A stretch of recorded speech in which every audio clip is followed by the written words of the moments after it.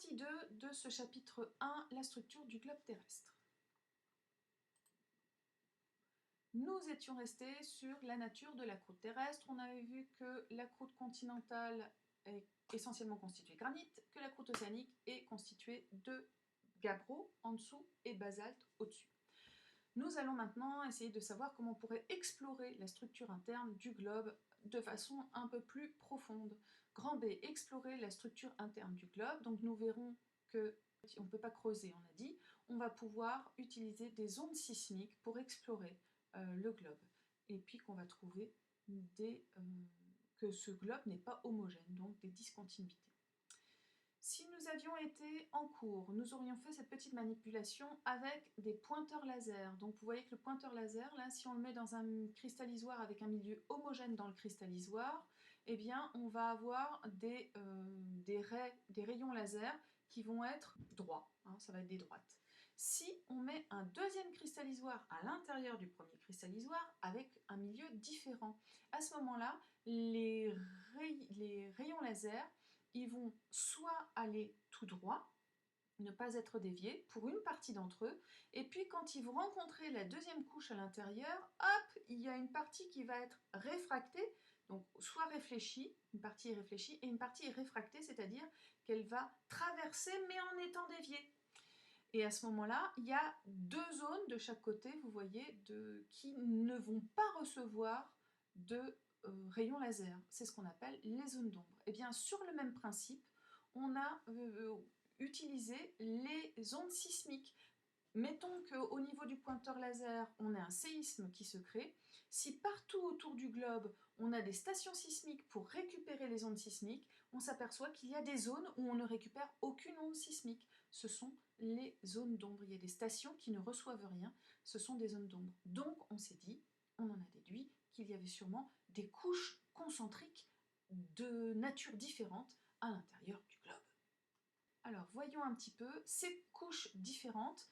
Eh bien, ça nous a permis d'établir un premier modèle de la Terre, hein, ce qu'on appelle le modèle PREM, Preliminary Reference Earth Model.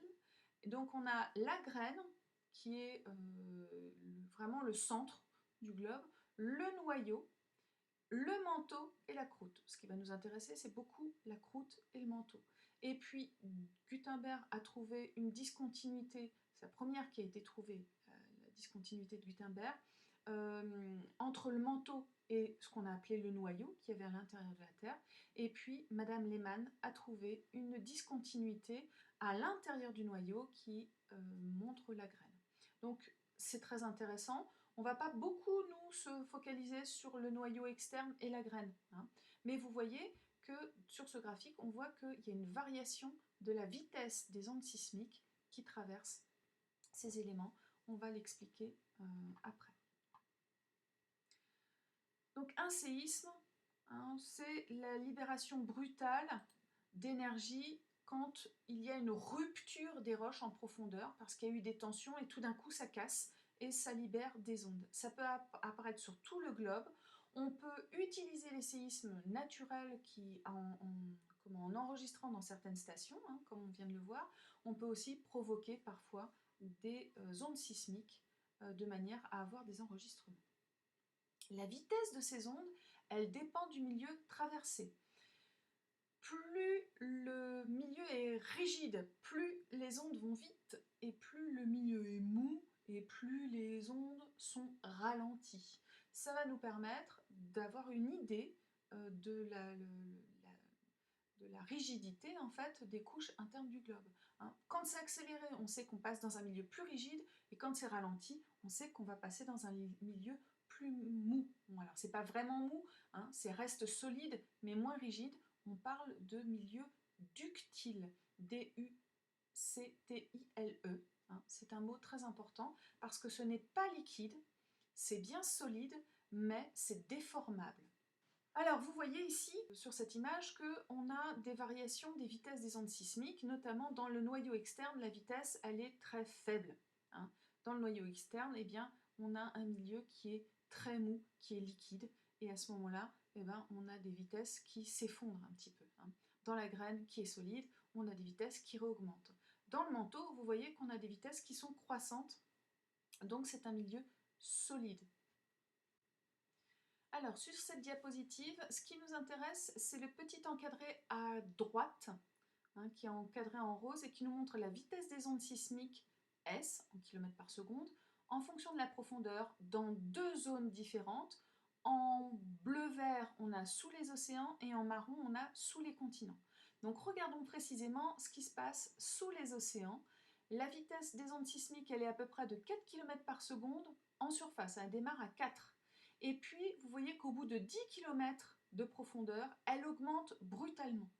D'accord? Donc il y a bien une discontinuité ici.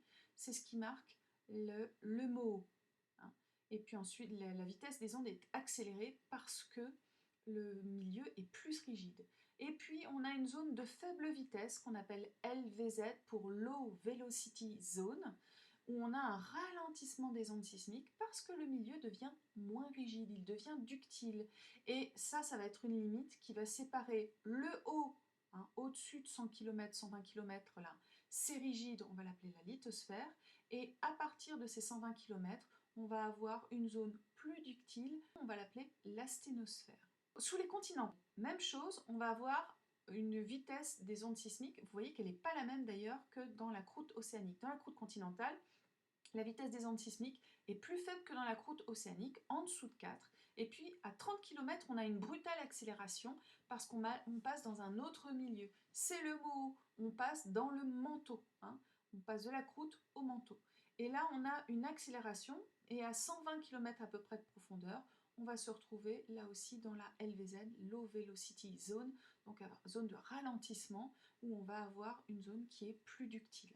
Donc, la vitesse ici des ondes sismiques, elles permettent de mettre en évidence la profondeur du mot qui est à 10 km sous la croûte océanique et plutôt à 30 km sous la croûte continentale, et puis la différence entre la lithosphère au-dessus de 120 à peu près kilomètres là, et l'asténosphère qui commence avec la LVZ. Alors ce matin, en classe virtuelle, on a fait le calcul de la profondeur du mot. Vous vous souvenez, donc on utilise la vitesse des ondes sismiques avec un retard une accélération de la vitesse des ondes qui rebondissent sur le mot et un retard des ondes qui viennent directement. Et on arrive avec un petit peu de géométrie à trouver la profondeur du mot, donc l'épaisseur de la croûte. Ici, on peut le voir directement, le mot. Regardez ce profil de sismique réflexion qu'on appelle aussi profil écorce. Eh bien, vous voyez qu'on a deux flèches oranges là. Il y en a une à 30 km qui est 30 km d'épaisseur, la croûte, et l'autre 55 km d'épaisseur. Parce que chaque petit trait noir, c'est en fait un endroit où les ondes ont été réfléchies. Donc, on sait que c'est de la croûte.